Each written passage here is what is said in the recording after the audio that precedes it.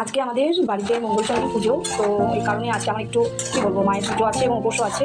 তো এখন সকালে আমি রান্না করছি, সেটা হচ্ছে কুমড়ো ছক্কা যাকে বলে, কুমড়ো ছক্কা। আর ওইদিকে আবার লুচি হবে, আটাটা মাখা হয়ে গেছে।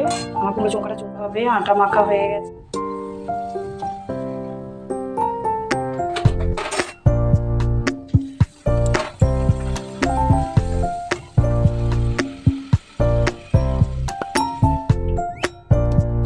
দেখো আমার লুচিগুলো হয়ে গেছে, দেখতেই পাচ্ছ।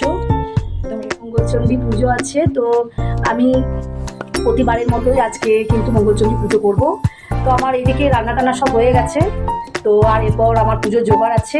তো তোমরা প্লিজ ভিডিওগুলো দেখতে থাকো, আমি কি করছি সারাদিন আজকে মঙ্গলচণ্ডীর দিন। এবং এই পুজোটা এবারে 4টা মানে পড়েছে মঙ্গলবার, অন্যবার 5টাও হয়। তো প্রতিবারই আমি করে আসছি মঙ্গলচণ্ডীটা। তো সবার মঙ্গল করুক, মাকে এটাই সবার মানে প্রার্থনা করি মায়ের কাছে। তো যাই হোক, ভিডিওগুলো তোমরা দেখতে থাকো। দেখো আমার মঙ্গলচণ্ডী জোগাড় হয়ে গেছে।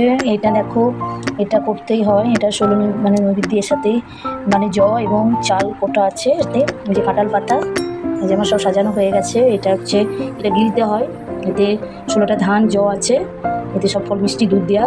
আর এই যে এটা মায়ের চিড়ে ভোগ, মোটামুটি আমার সব পাতা হয়ে গেছে। মা মঙ্গলচণ্ডীর ঘর মানে আমি পেতে দিয়েছি, এরপর মায়ের পুজো হবে। তো কাঁঠাল পাতা এবং এটা দিতে হয় মঙ্গলচণ্ডী পুজোতে। আয়োজনও আমার সব হয়ে গেছে, দেখতেই পাচ্ছ, সবই রেডি। এবার আমি পুজোতে বসবো।